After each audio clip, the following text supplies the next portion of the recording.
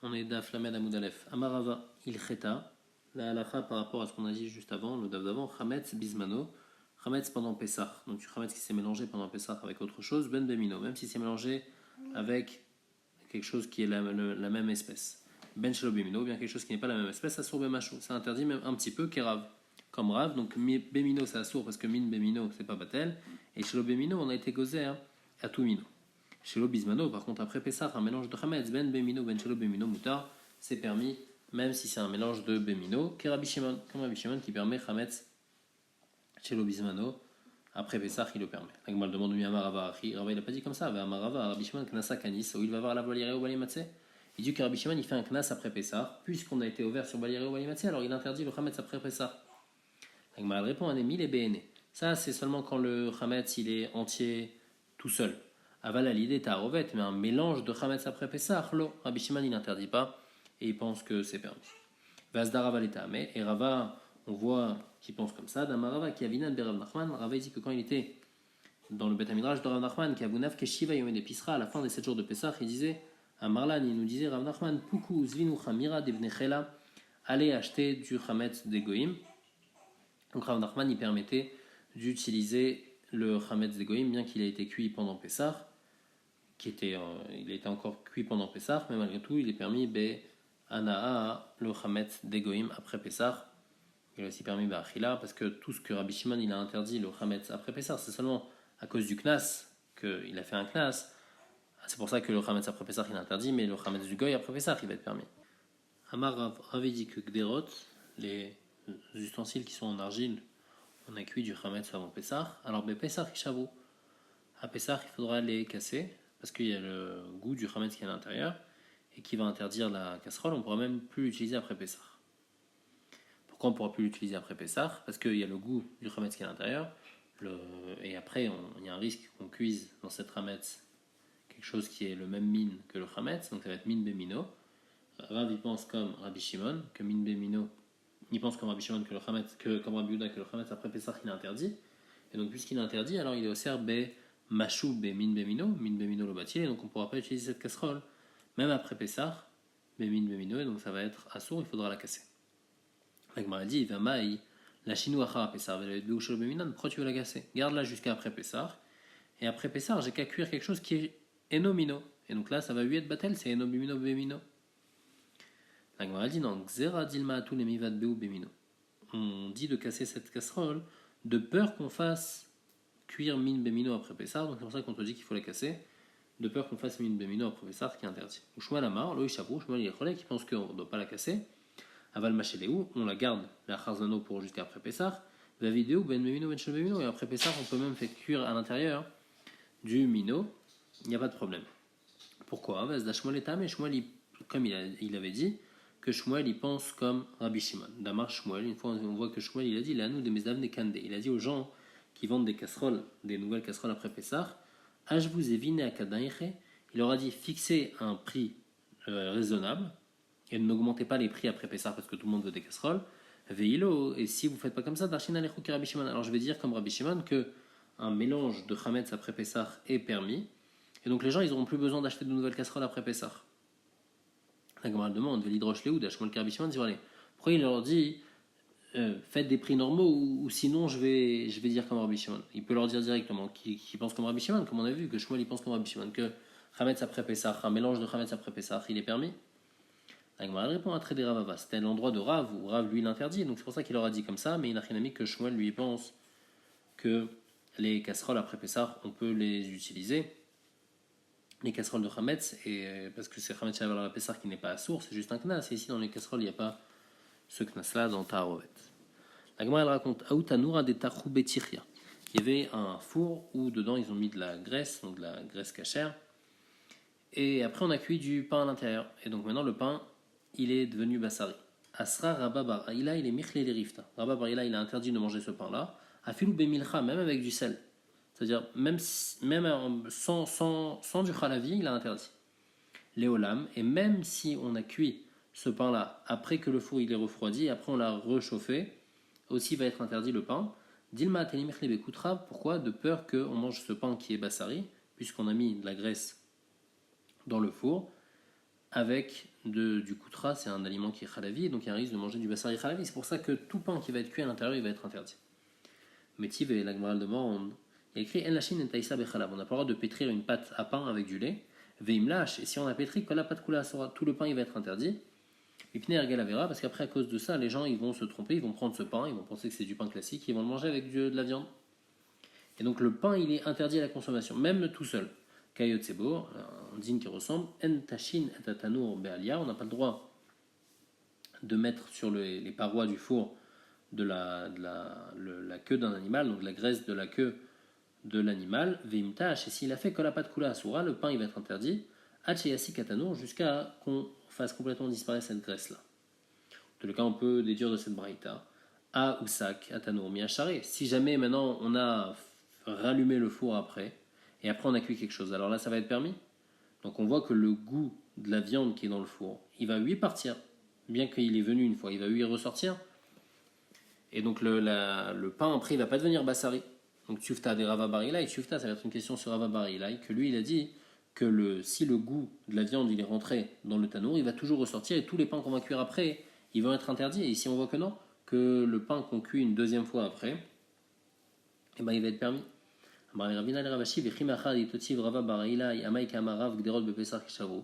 dit ah mais si c'est comme ça alors je comprends pas. Maintenant qu'on a une question sur Rava Barilai, alors pourquoi Rav lui pense que le Gderot de Pessah il faut les casser? Amarle Ravashi répond Atam Tanour Shel Matechet, Acha Bigdar Shel Cheres. Nous, la question qu'on a posée sur Rava Barilai, c'est quelque chose qui est fait en métal. Quelque chose qui est fait en métal, c'est vrai que ça absorbe, ça peut absorber du issour, ça peut absorber de la viande, mais ça va faire ressortir. Et donc c'est pour ça que la Braïta le permet, parce que ça fait ressortir ce qui est rentré, ça va ressortir. Mais ici, dans le cas de Rav, ça parle de Gdera Shel Cheres, ça parle d'une casserole qui est en argile, et là, tout ce qui va rentrer ne va pas pouvoir ressortir. Ibaïtema, ou bien deuxième réponse, Avea Beshel Cheres. La Braïta aussi, elle parle d'un truc en Cheres. Ah, alors pourquoi la Braïta, elle permet le pain qu'on aura cuit après, alors que Rav, lui, il interdit cette Gdera pour tout le temps? Il y a une différence. Zé, Sekan Mubifnim. Le four, où est-ce qu'on le fait? Comment on le chauffe? On met le feu à l'intérieur. Et donc, quand on met le feu à l'intérieur, alors là, ça va lui faire sortir le goût qui est à l'intérieur, bien que, comme on avait dit avant, que le klicheres, ça ne fait pas sortir. Mais ici, c'est comme un nouveau klicheres, et donc ça fait lui sortir. Par contre, dans le cas de la gdera, dans le cas de la casserole, comment on fait? C'est qu'à mi-bachoutz, on met le feu à l'extérieur. Et donc, comme on met le feu à l'extérieur, alors ça ne va pas être assez puissant pour faire sortir le goût qu'il y a dans ce klicheres là. Et donc, c'est pour ça que ça va être assaut, c'est pour ça qu'il faut casser la casserole. Ah, vechitema, et si tu veux me dire pourquoi les firav, tu as besoin de casser la casserole? Ah, chanami, il est vedle. Ah, sakami bifnim, j'ai qu'à mettre du feu à l'intérieur de la casserole pour cachériser la casserole? La Gemara dit non, il y a un chachash. De quoi? Chaïs ale mishun de faka. Il ne peut pas faire ça parce qu'il y a un rachage que peut-être qu'il va avoir peur de mettre le feu bien à l'intérieur et de cachériser la casserole, de peur que la casserole elle se casse, c'est pour ça que ça va être permis pour lui de... Non, on ne va pas lui permettre de faire ça, même s'il a fait, ça va pas être bon. Il car, et c'est pour ça la Gemara elle déduit de là, Aïbourria, un keli en cheres qui est plat, qui est un peu comme une pelle, où dessus on fait comme une poêle, au-dessus on fait frire ou cuire des choses, et c'est comme ibachutz ou, donc le feu il vient de l'extérieur vers et donc on ne peut pas le cachériser. Par contre, imalié goumré, si on a mis des braises dessus pour le chauffer, chapir d'amé, là ça va être bon. Et là-bas il faut dire qu'il n'y a pas le rachage de chaï salé, parce que c'est pas quelque chose qui se casse, donc c'est pour ça qu'on peut le cachériser si on fait c'est comme ibifinim. Donc en tous les cas on voit cette différence, qu'un klicheres on ne peut pas le cachériser normalement si c'est comme ibachutz, mais si c'est comme ibifinim, on peut lui le cachériser dans les choses qu'il n'y a pas de risque que ça se casse, parce que s'il y a un risque que ça se casse, même si on fait c'est comme UFNIM, ça va, c'est pas bon. Amarle Ravina le Ravashi. Ane Sakine Bepisra. Un couteau qui a absorbé du Hametz avant Pessah, et maintenant on veut l'utiliser pendant Pessah. Comment on fait pour le cachériser? Amarle, il lui a dit les Didi Khattaka Abdinan. Il dit moi j'achète des nouveaux.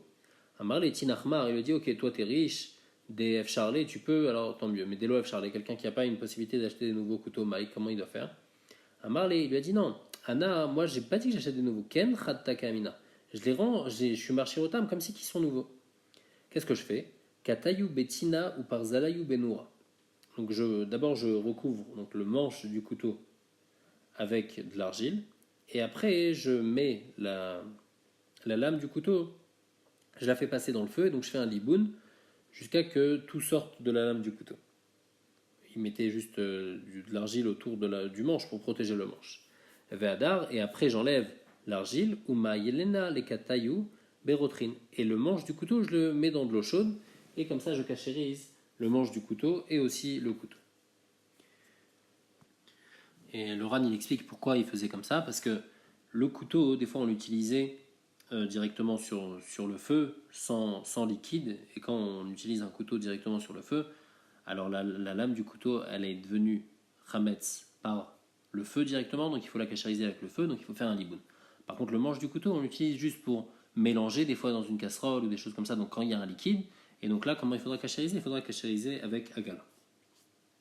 Malgré tout, la Gemara dit que la halakha n'est pas comme ça. La halakha, c'est que quoi? Il dit, le manche et la lame, c'est suffisant. Bérotrine ou békirishon, c'est suffisant de les cachériser avec de l'eau chaude. Dans un klirishon, pas dans un klishani, c'est-à-dire qu'il faut que ce soit sur le feu.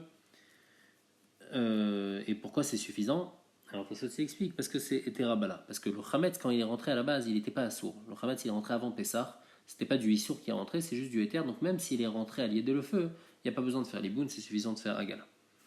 Amar Avuna Bered Rav Yoshua. Etz Parour, Magilo Berotrin ou Biklirishon, Kassavar Kebolo Karpolto. Une cuillère en bois qu'on utilise pour mélanger une casserole, c'est suffisant de faire Agala dans de l'eau chaude. Pourquoi? Parce que Kebolo Karpolto, de la manière que c'est rentré avec de l'eau, alors ça sort avec de l'eau. Baumine Mimarema. Ane Mane de Kunya.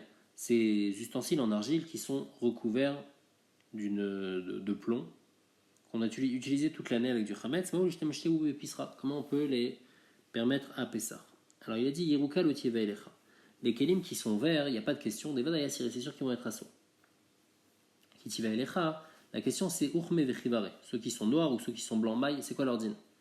Un autre truc aussi dit Echa deidbu kartnufe, si jamais ils ont des trous, lotieva elecha, alors c'est sûr qu'il n'y a pas de question, des vadayas, parce que c'est sûr que le chametz est rentré à l'intérieur et ça va être assos. La question qu'on se pose, c'est s'ils sont lisses. Ma'adin, s'ils sont lisses. Amar Léou, il a dit Chazina Léou de Midaite Alma Bale Veasire. Il a dit on voit que des fois, par l'extérieur, donc il y a l'ustensile en argile, il y a le plomb qui recouvre l'intérieur. Et l'extérieur de l'ustensile en argile, des fois, quand on est en train de le cuire, il y a une sorte de liquide qui sort de l'ustensile en argile. Donc, c'est quoi ce liquide? C'est-à-dire qu'il y a quelque chose qui est rentré dans l'ustensile en argile, et donc ça va être assourd. Pourquoi? Parce que la Torah est idal klicheres sheno yotzemi de dofio leolam. La Torah, elle a dit que quand il y a quelque chose qui rentre dans le klicheres, il ne peut pas ressortir. Et donc ici, à partir du moment où on sait qu'il y a un liquide qui est rentré dans ce klicheres, alors c'est fini, on sait que le kli va être interdit, donc c'est pour ça qu'on ne peut plus utiliser ce kli-là, même s'il est recouvert par une couche de plomb, malgré tout, c'est rentré, donc si c'est rentré, ça ne peut plus sortir du klicheres. La Gemara demande pourquoi il y a une différence avec le Yain Nesser? Que le Yain Nesser, il n'est pas au Ser Sekalim là. Les Darish Marema, Man et des Kunya. Donc la même chose. Ben Uchma, Ben Chivare, Ben Yarouke, toutes les sortes de ces Kelim là, même s'ils sont noirs, blancs ou verts, charés, sont permis. Vechit et Yain Nesser des Rabanan. Et si tu me dis que le Yain Nesser, il est des Rabanan, et le Chametz, il est de Oraïta, et c'est pour ça que Rachamim, ils ont été Mekel dans Yain Nesser, tu peux pas dire comme ça, parce que Kol de Takon Rabanan, Ken d'Oraïta Takon, quand Rachamim, ils font une takana, ils font la takana qui ressemble à la Torah, et donc si la Torah, elle interdit ces kelim là, alors même pour des Rabanan, on devrait interdire. Amarlou, il a répondu dans la différence, Zet Hashmishol, il est Chamin, Vezet Hashmishol, il est Tsonen. Le Chamet, on l'utilise à chaud. Comme on l'utilise à chaud, alors là, ça rentre. Par contre, le Yain Nesser, on l'utilise à froid, et donc c'est pour ça que ça rentre pas, et donc c'est pour ça qu'après, ces kelim là, on va pouvoir les utiliser, même si on a mis du Yain Nesser dedans. Amar Abba, Amar Bichia, Barashi, Amar Shmuel. Kol hakelim shenishtamshu baen chametz betzonen, nishtamesh baen matzah. Un keli qu'on a utilisé à l'année en mettant du chametz à l'intérieur, mais on l'a toujours utilisé à froid, on peut l'utiliser pendant Pessah pour mettre de la matzah. Chutz mim bet seor, à part un keli où dedans on met du levain, que là on n'a pas le droit d'utiliser pendant Pessah, roil shechimutso caché, parce que comme c'est fort, comme c'est du levain, alors ça fait passer même à froid le goût du chametz. Amaravashi ou betra recette, et le keli, on met dedans des aliments qui sont chamutzim, qui sont forts, et donc des fois on met du chametz aussi en même temps, alors là aussi le chametz il va passer, donc c'est comme bet seor, shechimutsu kashedame. Amarava, Rava il rajoute, ane agane de mechosa, ces grandes casseroles où on fait pétrir du pain là-bas dans la ville de Mechosa, oil ou te diré les melash beu chamira, puisqu'on est toujours en train de pétrir là-bas du levain, ou machebeu chamira, et on le laisse là-bas, alors ça va avoir le din de bet seor, shechimutsu kashedame. Et donc, ça va être assourd même si c'était utilisé que à froid. La Gemara dit pshita, c'est pas chout, puisqu'on les utilise pour mettre du séor dedans. Alors c'est sûr que c'est un digne de bête séor. Qu'est-ce que Rava vient nous apprendre?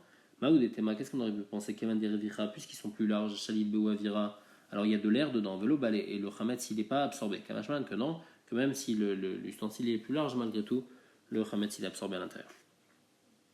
La Mishnah elle dit Nochi Shelva et Israël al Hametzo. Si un goy il a prêté de l'argent à un juif, et il lui a dit au juif je te prête de l'argent, mais il faut que tu me donnes quelque chose avec lequel je vais pouvoir me faire rembourser. Et le juif, il lui a donné du chametz. Il lui a dit si jamais je ne rembourse pas jusqu'à telle date, alors tu pourras te servir directement du chametz qui est là. Achara Pesach, mutar bana. Ce chametz-là, après Pesach, il est permis bana, puisque c'est en fin de compte le chametz du goy. On va voir dans la Gemara qu'on parle du chametz, il était même dans la maison du goy. Et le cas inverse, Israël chez Israël Tonchel Chametzo, si c'est un juif qui a prêté de l'argent à un goy et le goy il lui a donné en gage du Chametz, Achar Pesach Asurbana, alors après Pesach, le Chametz il va être Asurbana parce qu'il est considéré comme le Chametz du juif. Itma, la Gemara va apporter une marloquette à Moraïm à propos d'un Baal Chov, quelqu'un qui a prêté de l'argent et qui va maintenant récupérer son argent donc de l'emprunteur. Il y a une marloquette à Moraïm. À partir de quand c'est considéré qu'il récupère son dû? Abaye Amar, les mafrés gové. Abaye dit il est gové déjà à partir du moment. Donc c'est vrai que maintenant il prend son argent, mais grâce à ce qu'il prend maintenant, ça montre que par exemple s'il prend un terrain maintenant, et ben le terrain qui était chez la personne avant, et ben en fait il appartenait déjà au Baal Chov. Rava Amar, Mikanolaba gové. Et Rava dit non, on regarde. Seulement à partir de maintenant, on considère comme si que ça lui appartient. La Gemara, elle explique quelle différence ça va faire pratiquement entre Abaye et Rava. Alors la Gemara, d'abord, elle commence, elle dit Kol echad aldish lové vezavin lové. Si jamais le lové, donc l'emprunteur, il a pendant la période avant le moment où il fallait rembourser, il a rendu kadosh l'objet qui est meshoubad au Baal Chov, ou bien il a vendu. À ce moment-là, il n'y a pas de problème, le malvé il vient et il dit toi tu me dois de l'argent, même si tu as vendu ton champ, je récupère ton champ, tu me dois de l'argent, donc je le récupère. Vaté malvé au Paris, il peut aussi racheter directement du Hekdesh. Il faut racheter du Hekdesh juste symboliquement, normalement il n'y a même pas besoin de racheter du Hekdesh puisque c'est Meshoubad au Baal Chov, le Baal Chov il récupère son bien directement, mais malgré tout, il y a une Mishnah dans Echin qui dit qu'il faut racheter et avec pas du tout à la valeur, mais juste mettre une pièce pour que les gens y comprennent, pour que les gens y pensent pas qu'on peut racheter le Hekdesh comme ça, qu'on peut prendre racheter du Hekdesh gratuitement, donc juste il met une pièce. Ditnan, Mosifot dinar, on rajoute un dinar, ou peut-être un Echassim Aelou et il rachète du Hekdesh. Donc ça, dans ce cas-là, il n'y a pas de marloquette Abaye Verava. Là, c'est clair que bien que c'est encore chez le